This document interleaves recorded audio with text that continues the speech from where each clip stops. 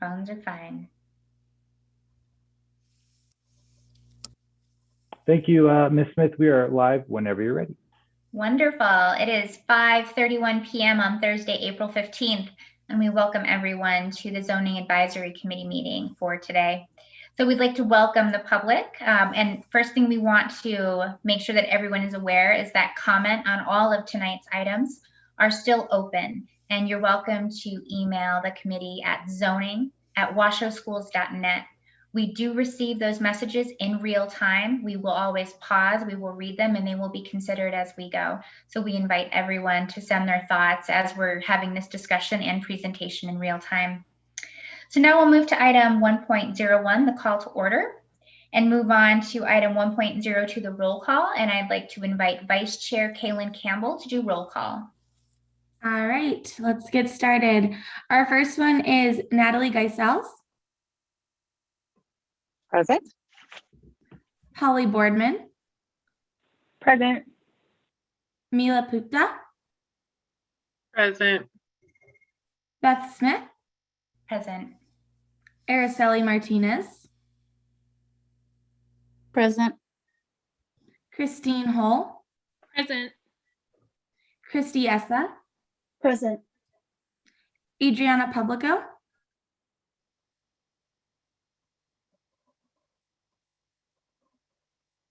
And it looks like Adriana is not here with us tonight.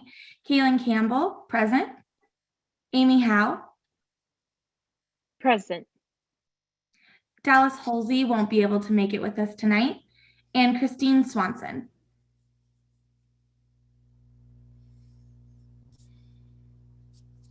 All right, thank you, Kaylin.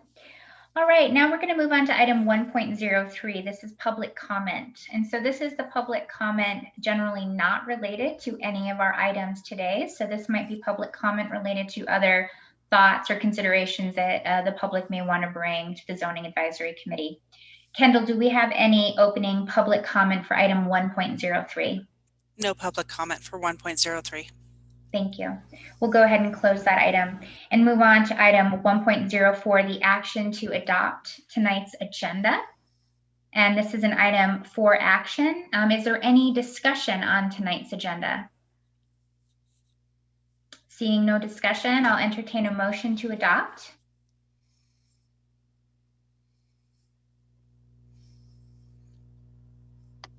I move we adopt the agenda. Could we do that again, Amy? I move that we adopt the agenda. Is there a second? I'll second the motion. Wonderful. Any discussion on the topic?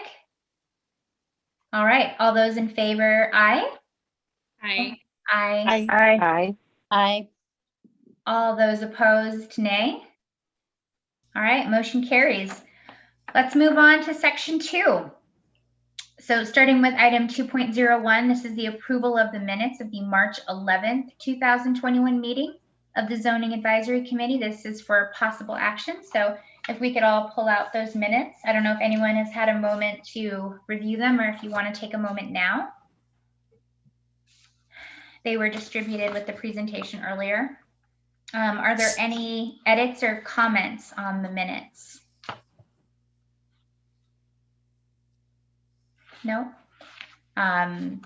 Seeing no comments, I would entertain a motion from one of our members. I, Kaylin Campbell, motion to adopt the minutes. Christine Hull, second. Is there any discussion on the topic? Nope. Seeing no discussion, we'll move to a vote. All those in favor say aye. Aye. Aye. Aye. All those opposed, nay. All right, motion carries.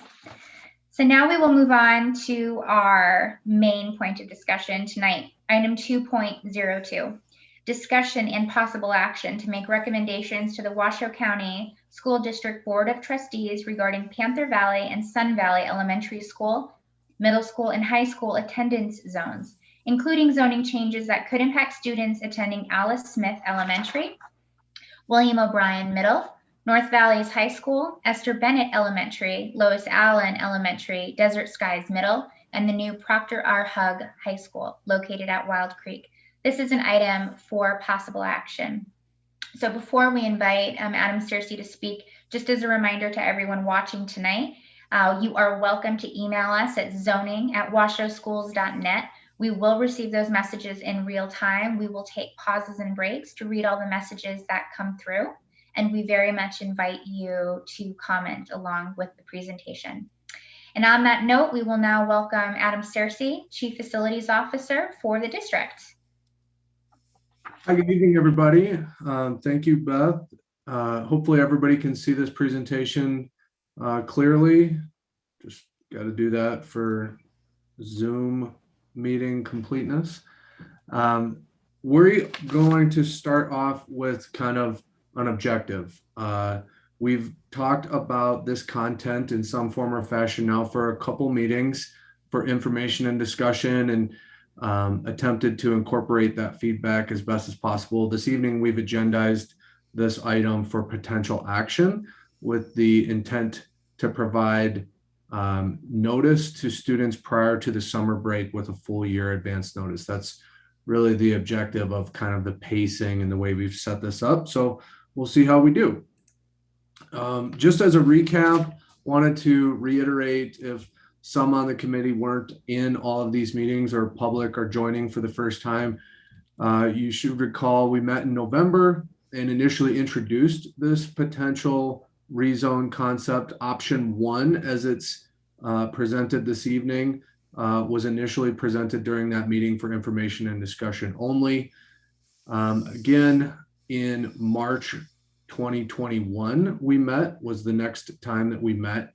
And we added options 2 and 3, as you'll see later tonight. So options 1, 2, and 3 have previously been presented in the March meeting that you'll see tonight.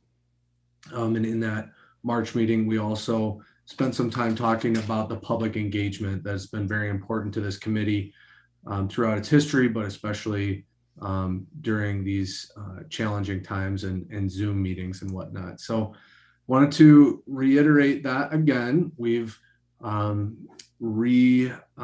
initiated the similar level of public outreach for this meeting, including the individual mailers to the students handed out in the schools directly to the students. So mailers to their home addresses, as well as handing them out to school. We've sent out Connect Eds to the families, I believe, as well as sort of social media posts or media releases notifying the public. This is all, of course, in addition to the extensive public meeting requirements that are a part of all of our committee meetings. So just really important to reiterate that, because we know how valuable public input is and how much this affects our families. That's really why we're all here. So that was redoubled again for this April meeting. And also, I think kind of in preparation for what we're trying to accomplish here, we wanted to flash these guiding principles back up for everyone. We know that these zoning recommendations are often difficult decisions. And oftentimes these foundations or guiding principles have served us well to make those difficult decisions. So we just wanted to include this. I won't go through them all again, but it might be good reference for you all as you're deliberating possibly later on tonight. So we'll dive into some of the content that we've seen before and have been presented before. I'll go through it briskly, so please feel free to interject if you'd like me to clarify anything. But this is just the existing conditions. This is an existing map showing the existing zoning boundaries, and the dots generally represent the student addresses, where the students live. So all of this area in the beige outlined by gold is currently zoned for Alice Smith Elementary, O'Brien Middle, and North Valleys High School. These are the existing and projected enrollment numbers based on the current zoning. So again, same information we've been talking about previously. And you can see the existing overcrowding at North Valley's high school and the tremendous projected growth and overcrowding at not only North Valley's, but potentially O'Brien and Alice Smith as well, is really what the primary objective of this recommendation is, to relieve that and try to better balance. Also, in comparison, the relative underutilization of these schools in Sun Valley.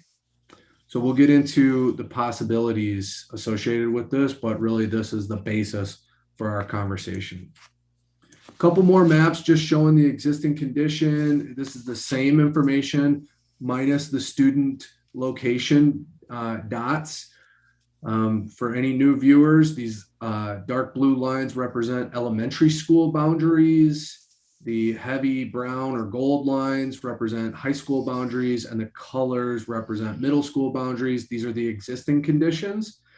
So you can see purple is Desert Skies, this beige is O'Brien Middle, things of that nature, right? We've got a projected future elementary school. We've talked about this before. This is a piece of property that the school district owns outright at this time and definitely intends to build an elementary school on, likely sometime in the latter half of the 2020s, of course, growth dependent only.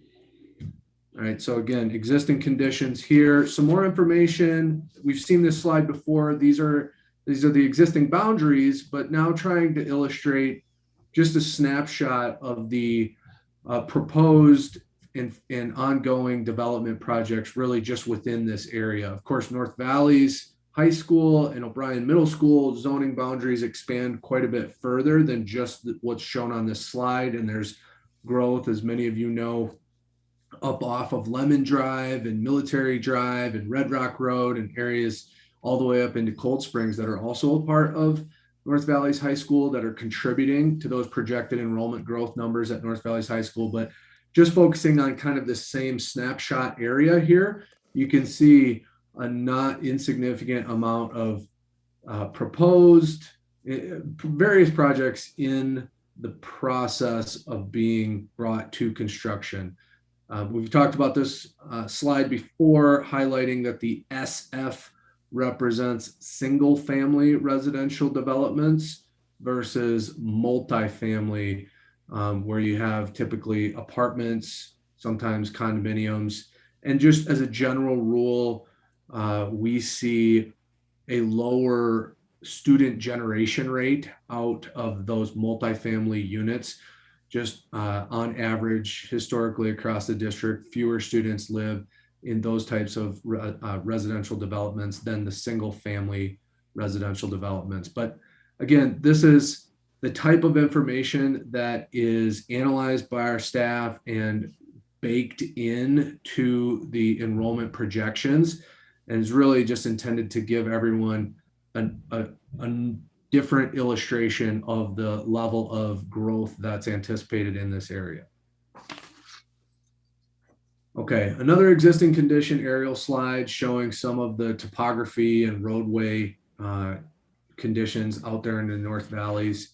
Like many of our communities, challenging interconnectivity, which sort of complicates our ability to optimize the enrollment zones, factoring in many ways just as much as the enrollment numbers themselves. So this is all sort of a recap. Now we're going to dive into some of the options. Again, option one, we've seen now for the third time. This was the original proposed option that we brought for the first time back in November. And it looks something like this. You see the dashed red line encircling the area that's being proposed to be rezoned in this option. Again, all of these areas currently go to Alice Smith Elementary, O'Brien Middle, and North Valley's High. And this area in this option is intended to be rezoned to Esther Bennett Elementary, Desert Skies Middle, and Hug High School.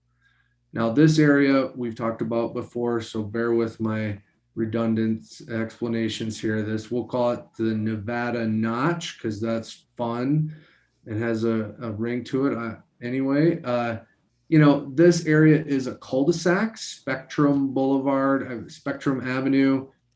It is not connected to Panther Valley, and there are no students living there currently. There have been proposals in the past to develop this property. Those proposals are not current, so it would be quite a few years into the future should those proposals be renewed. But we felt it important to address the zoning for this area should we take action to rezone this area as proposed, that this area should not remain in Alice Smith, O'Brien, and North Valleys, but rather be rezoned in this instance to Allen Elementary School, and then together with the rest of these students go to O'Brien, or rather Desert Skies Middle and Hug High School. Okay. Again, this is a cul-de-sac that's not connected to Panther Valley. They would need to exit onto Dandini or US 395 to get over into Sun Valley, which then would put them much closer to Allen Elementary than Bennett Elementary. That's why we're differentiating this proposed zoning in option 1. Okay, so this is the same graphic, the same areas proposed, just without the student dots. So everybody kind of has their bearings on this slide 13. On slide 14 and 15, I put these slides back in just for discussion. We saw these back in November for the first time, but just to give everybody their bearings a little bit more completely on what the travel routes, the available roadway options are to get from these areas to Sun Valley. So as I mentioned, topography and roadway interconnectivity is a challenge up here. So without getting, into stopwatch timer, we're just going to start to introduce this concept with these dashed lines. You can see coming out of Panther Valley, these students' most direct route to Bennett and Desert Skies would be through the neighborhood onto West 7th Avenue or O'Brien Pass, East Golden Valley Road, over into Sun Valley along this green dashed line, again, to Bennett or Desert Skies. To get to the new Hug High School at Wild Creek, they would most directly travel on US 395 to McCarran and then over to the new Hug High School. Similar, conversely, this cul-de-sac off of Spectrum that I was just mentioning is going to exit, onto Dandini, and then either jump onto the freeway and up over McCarran, or up and over Dandini and up into Sun Valley that way. Also, I think on the next slide, okay, here we go. They could instead exit Dandini, go on the freeway, up Clearacre to Sun Valley Boulevard. Similar, but just an alternate route coming from both of these neighborhoods. So I'll flip back. Slide 14 shows some roadway options, and slide 15 shows just a couple of alternate routes. We'll talk about this a little bit more towards the end of the presentation. It has been a topic of conversation previously, noting that, as with any rezone, the routes to school will be changed by any decision. Okay, so that kind of wraps up option 1. These are the projected impacts of option 1. Again, kind of just for completeness sake, we've got these vertical colored lines and a bunch of notes down below. These vertical colored lines represent the timing at the start of each school year where certain either new school actions or rezoning impacts would go into effect. So those impacts, as well as all of the projected population growth or student enrollment growth, is all factored in to the best of our ability into all of these projections. And that's really what these vertical colored lines are intended to highlight.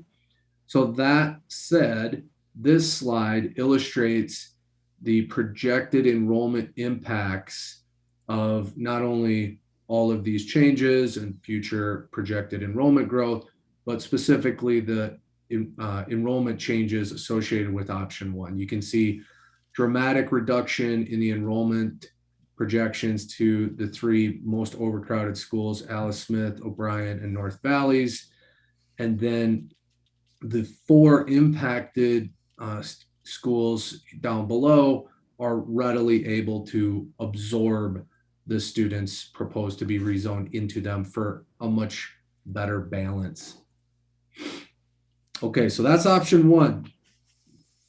Option two, we've seen before as well. It is very, very similar to option one. The primary difference being only that we are proposing to draw the boundary between the students rezoned to Bennett and the students rezoned to Allen along the freeway US 395. So in option one, the students over here were all going over to Bennett, and only this Nevada notch we're going to Allen.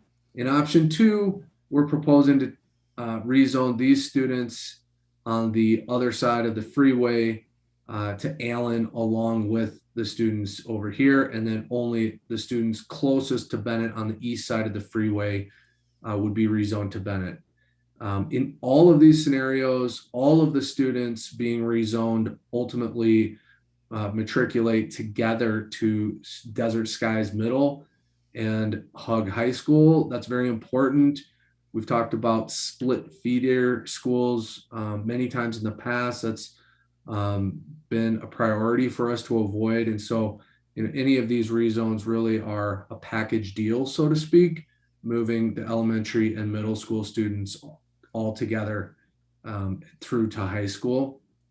I wanted to highlight also for anyone who's not been up there, this road, gosh, this is a challenging map, but anyway, the road that connects either side of the neighborhood here is an underpass. So there's sidewalk underneath US 395. This was developed as an option for consideration, but as far as like traversing the freeway goes, this is almost imperceptible. In fact, I believe we'll see in option 4, some of these students are actually not provided transportation to North Valleys High School because they are within the walk zone from a distance standpoint, and they do have a safe route with which to walk to school.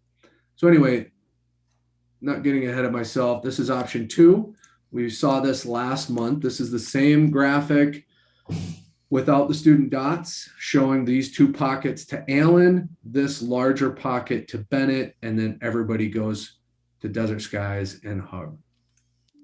This is the impact data associated with option 2. The numbers are the same at the middle school and high school level because it takes the same number of students as option 1, and they're all going to Desert Skies and Hug in option 2 as well. The only small difference is between Allen and Bennett. So the numbers on Alice Smith, O'Brien, and North Valleys should be identical.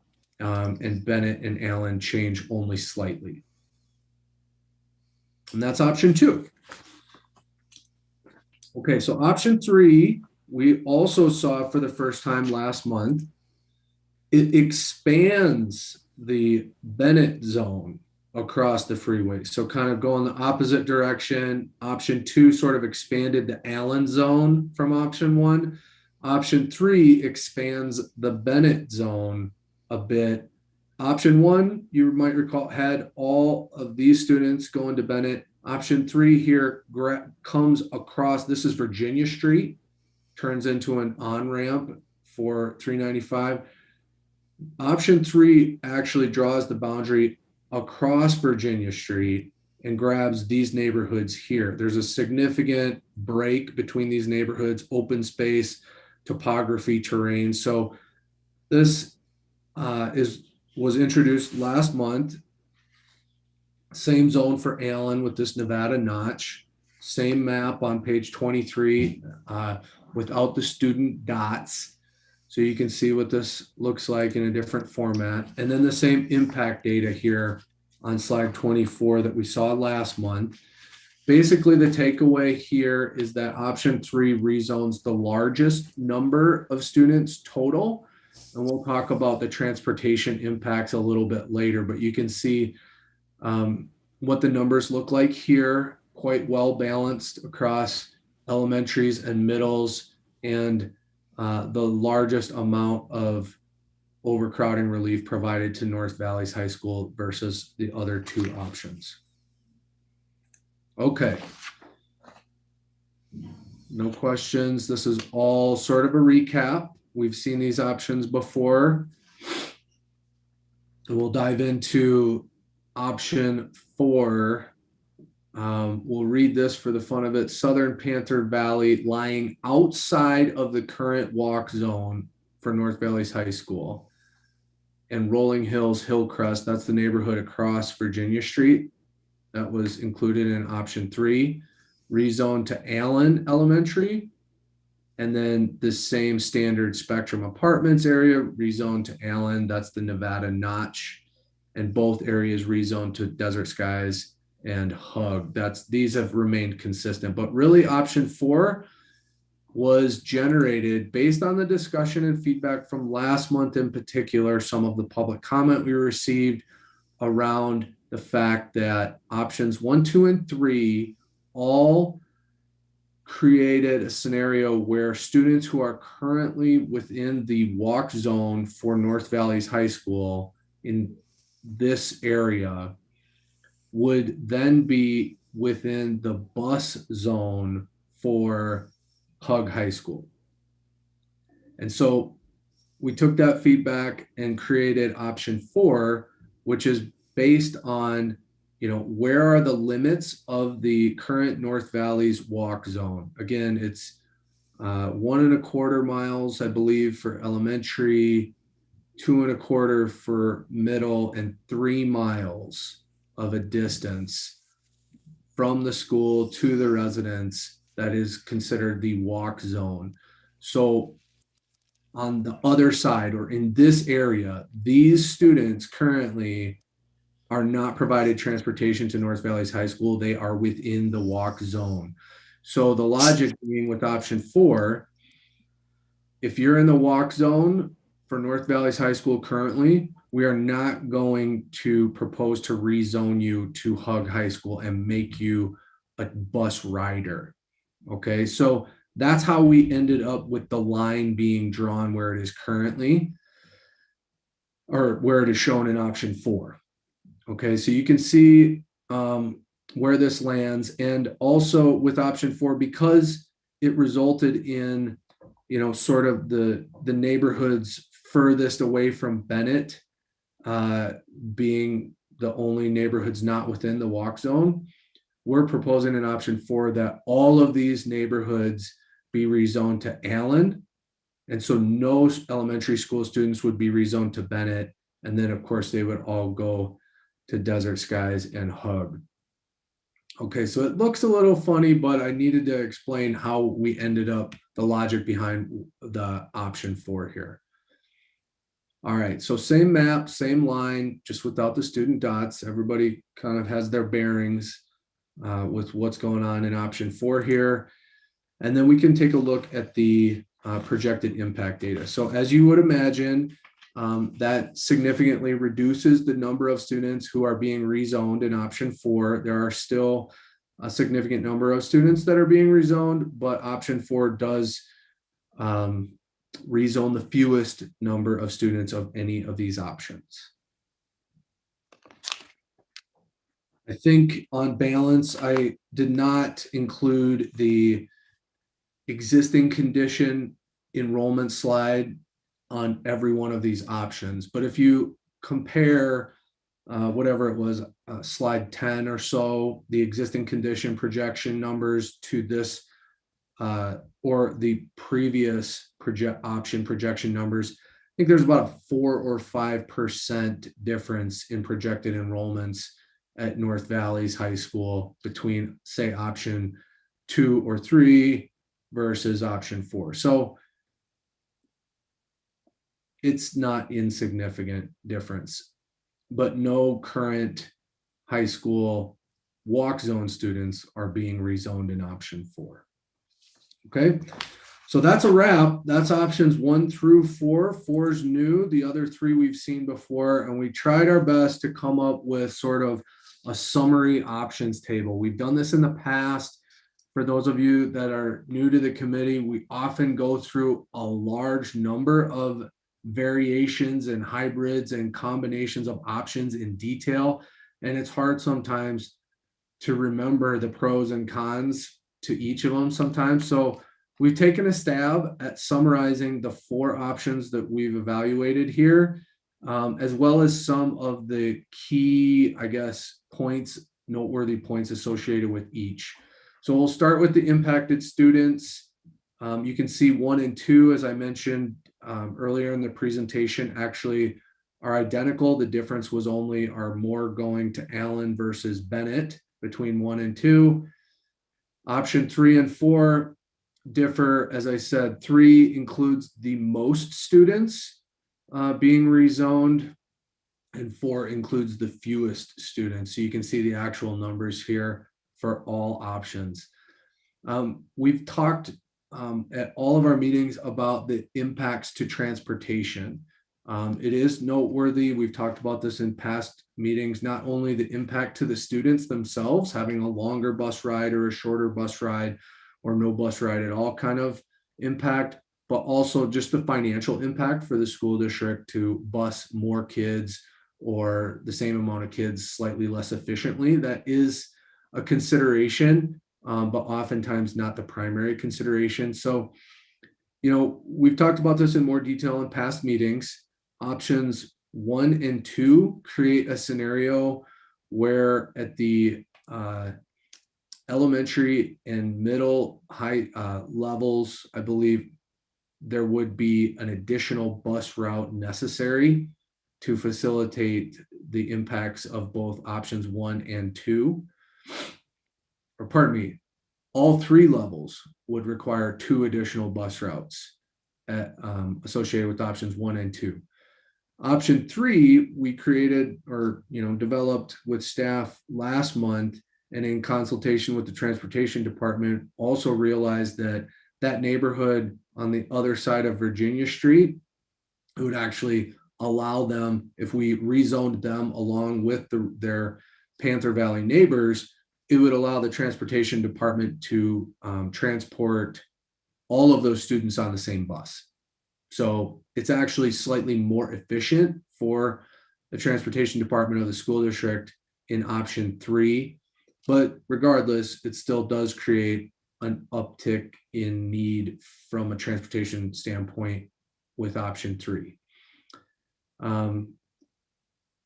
Then similar impact, same impact, I guess, 1 additional bus across all 3 levels, option 4. You still have similar neighborhoods, just fewer students coming out of their current zone schools into new schools. So somehow we've got to bus both those neighborhoods to different schools. You're going to see an uptick in the number of buses required in all these options. And I chose to characterize these impacts in a more general sense. All of these options would add 5 to 7 minutes of bus ride on average for these riders. Without getting into Google Maps and trying to stopwatch the longest ride, mileage, routes, etc. I think we all appreciate that our commute times can vary from day to day by weather and a variety of conditions. That said, there is no denying that the travel time from Panther Valley to O'Brien Middle School versus the travel time from Panther Valley to Desert Heights Middle School is going to be slightly greater. But to keep it in context, we're talking about 5 to 7 minutes on average. And then finally, option 4, it's noteworthy. All 3 options include the same degree of high school students who are currently within the walk zone now being within the bus zone. In fact, 86 current students zoned for North Valley's high school. Wanted to just put that specific fact out there. And option 4, as I described, was based specifically around the intent to not create any riders out of walkers at the high school level. Okay, so these are the highlights. Provides the greatest relief of to overcrowding. 4 does relatively little to address overcrowding issues. Obviously 1 or 2 are somewhere in between. And we went ahead and made a staff recommendation here. In a lot of our meetings where it's proposed for action, the staff, has our perspective and has done our best to analyze all the variables in play, and that's inclusive of the academic considerations. Obviously, that's what this committee is for, is to consider your own viewpoints as well as public input. But the recommendation from staff is to propose to the school board option 3, the impacts associated with option 3. And that's really the end of our content tonight. I'd like to turn it back over to the committee for any questions or your own discussion. Thank you very much. Thank you very much, Adam. All right, committee. So I think the best way to go about this next portion of the conversation is to just ask some clarifying questions. So questions that we have as a group, and then we'll go to public comment. And then following that, we'll get into a more substantive conversation. So to the public that's watching us, now is still a fantastic time to email us directly at zoning@washoeschools.net. Again, that's zoning@washoeschools.net. So you can submit your public comment, and we will absolutely be taking pauses, and we will be reading that public comment in real time as it comes in. So before we move to that portion, let's just clarify a few things to make sure that we all understand things.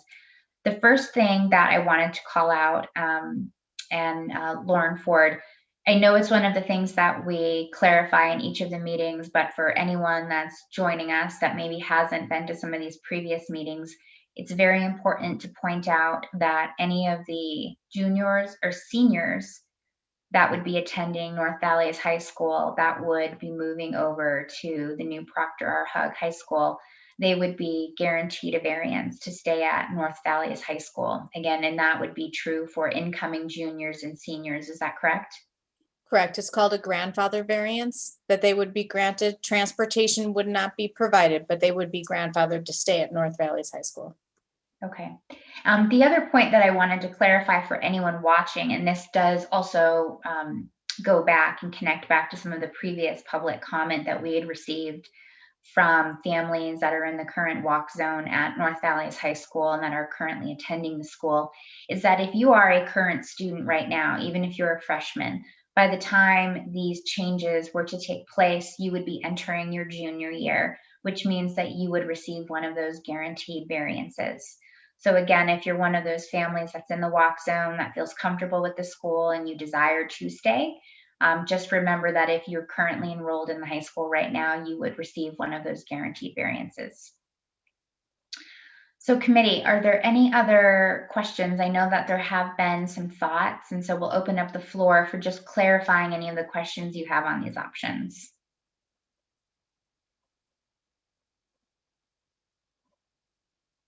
I know that there were some questions possibly about incoming freshmen as well too. So if a freshman if this change was adopted by the Board of Trustees, would they possibly be able, well, actually no, because new Proctor R. Hug wouldn't be opening until that year, so that would make sense. Okay. So does anybody have any questions about the numbers or the travel time or anything before we go to public comment? No? All right, Kendall? No. Can we Actually, I have a question. Oh, go ahead. Go ahead, Emily. Go ahead, Emily. Just, is there a cost of, the transportation cost? Is there an actual cost to that, like what the bus cost is or how that works out? Or it just depends on the area? Yeah, usually the rough number that we use for budgeting purposes, it does vary, of course, on the routes and things like that, but the rough number we use for budgeting purposes is $50,000 per additional route. Okay, per school year, correct? Yep. Thanks. This is Christine Hull for the record. So I think if we're going to talk about the cost of the additional buses, I think we also need to maybe consider and just have some information on what is the extra costs for a school to be that massively overcrowded, because it does cost the district when they have to add portables and they've got extra use on their materials and things like that. So I think we also we have to balance that question of busing, but also what is it doing to our buildings and the schools to be that overcrowded? Our goal is to not be overcrowded. So I just want us to also be thoughtful of that too. Yeah, just for a point of reference, to purchase and install a new portable classroom units, typically going to cost between $300,000 and $400,000. Of course, a new school is, tens of millions. Are there any other? Oh, go I ahead. think too, Christine, kind of jumping off what you said, there's also a lot of costs that come with overcrowding that aren't monetary, that we can't even put a dollar sign on, such as classrooms being overcrowded, teachers being overworked, all those things that aren't necessarily a dollar sign for the district, but are going to impact our students in a massive way. So kind of thinking about that as well. Are there any other clarifying questions about any of the options or the maps or any of the information that we just reviewed? All right, seeing none of those, Kendall, can we do a visit on our public comment? Yes, we have public comment from Pablo Nava-Duran, Madison Montes, and we just received one from Ken Rackley. Okay, has that been emailed to everyone? It has. Okay. So team, we'll go ahead and we'll take a moment and check our emails.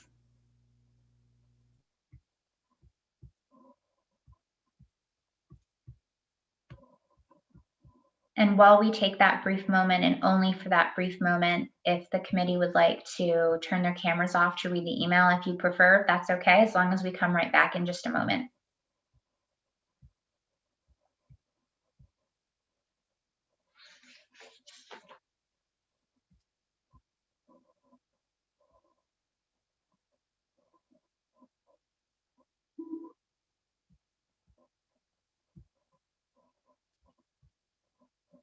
Okay. Did everyone have an opportunity to read that email? Does anyone need I'm more not time? able to find that email. Can somebody please resend it? Can somebody please resend it to me?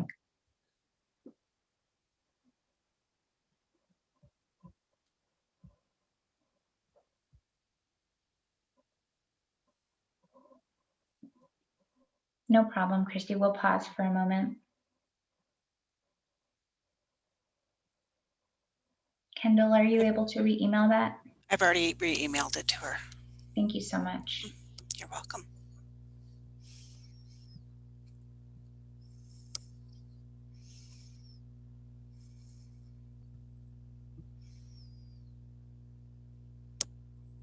Christy, we'll pause for a moment until you confirm that you've got the email.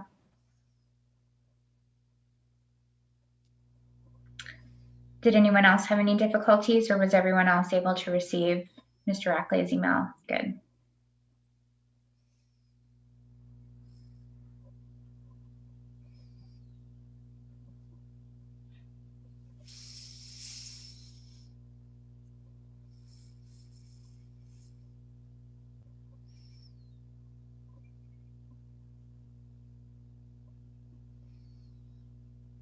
Christy, did you receive the email? If you can hear us, there you are. I still can't, it's still not populating, but let me try a different device. Give me just 1 second. I apologize.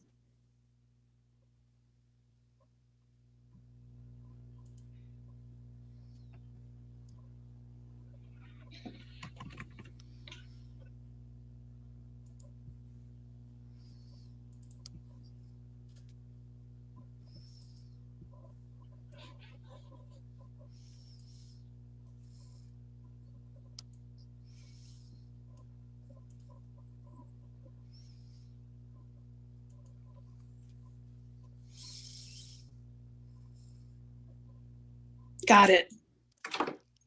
Okay. Have you been able to read it? Okay, great. All right, so let's get into some discussion. Although before we do that, just as a reminder to everyone that this is not your only opportunity to do public comment. We will call for public comment again to make sure that any questions that do come in the meantime are also addressed and recognized. And again, that email address is zoning@washouschools.net. So let's start talking about some of these options. Personally, I think some are more viable than others. We could do this one of two ways. We could either go through and eliminate some of the options that we don't feel really are as viable or as effective, or we could just start suggesting some of the options that we think are most effective. So I'll open that up to the committee. Beth, can I ask a question that I just thought of as we were reading that? When we increased the walk zones because of budget cuts, what were they before? It's 3 miles now, right, for high school? So what were they before the budget cuts? I can take a stab at that one. Thank you for the question. You know, you're correct in remembering, I think 2 years ago, we went through a process to extend the walk zones a bit. They historically, or at least most recently previously, had been at an even 1, 2, and 3 mile distance at elementary, middle, and high. And it was only at the elementary and middle school levels where they increased by a quarter mile or a half mile respectively. So 1.5, 2.5. So it's all okay. And 3, high school actually didn't change at that time. So it's always been 3 at high school? At least since the most recent previous one. I can't say always, but okay, I was just curious. Yeah, good question. Good memory. All right, committee. So what are some thoughts? Are there some options that some of you feel are just definitely not the stronger choices, some that you are leaning towards, and why? We'll open it up to the committee for some discussion. This is Polly Christy. Boardman. Oh, sorry, Polly, go ahead. Okay, thanks. I mean, I think 4 is out. I agree with staff assessment on that. It just doesn't make the needle move at all. And I just think it's hard to believe that someone who lives 3 miles away would want to cross under 395 and walk all the way to the school anyway. So I think that 4 is a little bit, it doesn't do what we need to do. I like 3 in that it does take a little bit more of the houses that we can move. It seems like that area is, like Adam said before, like geographically challenged. So with all the building up north and affecting North Valleys, I feel like trying to get as much as we can to go down to Hug might be in our best interest going forward, and so that we don't have to keep moving people in the next few years. Thank you. Christy, any thoughts? I know you were going to comment. I was just going to mention, this is Christy Essa for the record, that options 1 and options 2 add 2 additional bus routes, whereas option 3 only adds the 1 additional bus route. And although I am completely on board with not trying to impact people to have to walk, I mean, to get on buses that are currently in a walk zone, I agree with Polly in I would never want to send my child under 395 to walk to school. So I'm leaning towards option 3 just because it makes the most financial sense. It has the biggest impact on the amount of schools. And that's kind of what we're here for, is to try to zone places so that we have no overcrowding. And I think that option 3 just does the best job of that. Yeah, I personally agree with you. Option 2 is also a little bit odd because that zone for Allen is incongruent. And I don't really think that immediately makes sense when you look at it as a map. And in general, over our 4 years, one of our foundational principles has been to try to make it so that zoning makes sense to anyone looking at a map rather than needing to understand some detailed story behind it. Yeah, this is Christine Hull for the record. I think when the the zones that we've created, they make sense on the map. And as a social studies educator, I tend to think of like the crazy zones that we have look very much like the gerrymandering, political cartoon that I used to teach in my class. So I'd like to stay away from that. But I think as I sort of brought up before, I think the climate of the school building is so important, and it's why we're doing this work, right? It's why WC1 was passed, because we really knew that we needed to make some changes in our district. And the climate of a school building that's overcrowded, it's a lot of stress on a school. And I can understand that it feels a bit scary to have you bought a house and you assumed that it was going to be zoned for this school, but we're in a growing area. And I think that I understand my children have been rezoned. And so I understand on a personal level how that feels to have your children move to another school, but everyone in their neighborhood will also be moving, right? So I think we need to, I'm so grateful that the district offers the opportunity for some variances for students who are already going to that school. So I also agree that 3 is going to make the most impact, makes the most fiscal sense, but it also allows for the greatest relief. And knowing how much North Valleys is growing, I can't see how we can't make that recommendation, because the high school alone is so overcrowded. And we need to make an impact on that school. Thank you, Christine. I also feel like it's worth noting, because I'm currently in a school that has shrunk.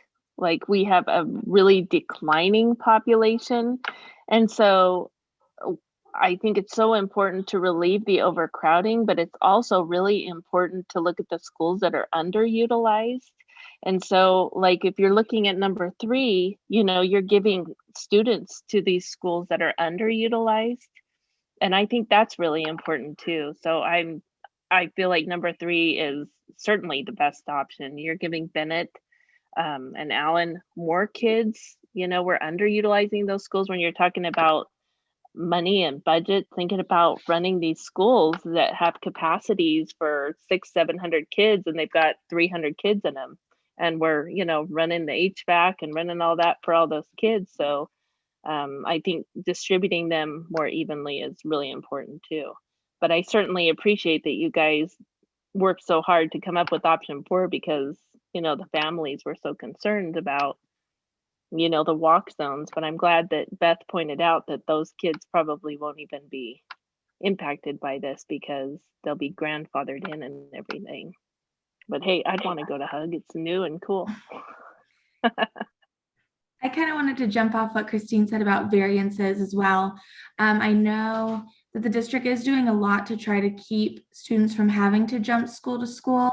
I know some of the 8th graders at Desert Skies right now will be zoned to Spanish Springs, and then the next year zoned to the new Hug once it opens up.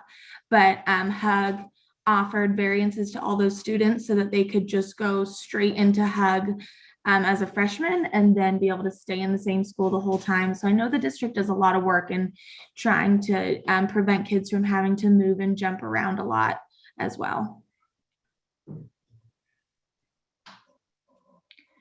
So let's take a brief pause. Is there any other public comment, Kendall? This will be our last call for public comment before we possibly move to making some decisions.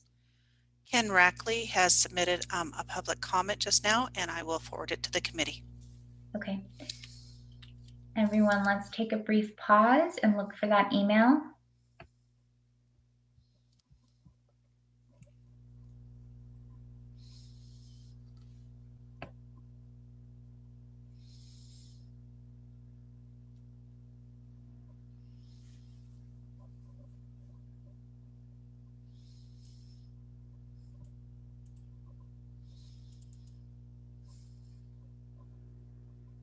Okay, was everyone able to see that email? All right, thank you very much, Mr. Rackley. So based on that conversation, it feels like we have, oh. I haven't gotten the email yet. Oh, okay.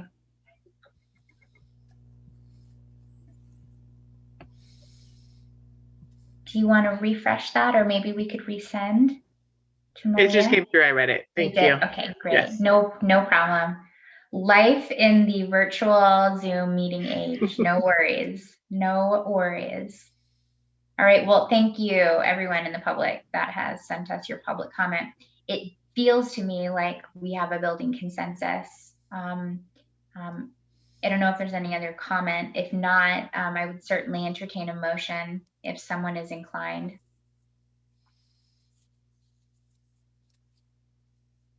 Amy Howe, I'll make a motion. I don't know how to do it exactly correctly, but I'm going to say I make a motion that we move forward to recommend to the board for option number 3. That was perfect. Is there a second? Oh, I, Board Karen member Campbell, second. second that motion. Is there any discussion on the topic? All right, seeing no discussion, all those in favor, aye. Aye. Aye. Aye. All those opposed, nay. The motion carries. Beth, Thank can I you. get Motion carries. a, may I Kendall? just get a clarification who did the second? Kaylin Campbell. Thank you. All right, thank you very much. We'll go ahead and we will close that item 2.02 and move on to the third section of tonight's meeting, which are our closing items. Moving on to item 3.01, this is our closing public comment. And Kendall, do we have any closing public comment? There is no public comment.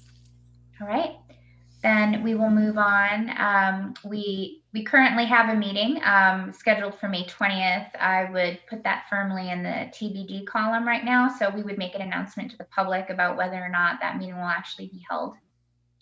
And then we'll move on to item 3.03, which is to adjourn the meeting at 6:28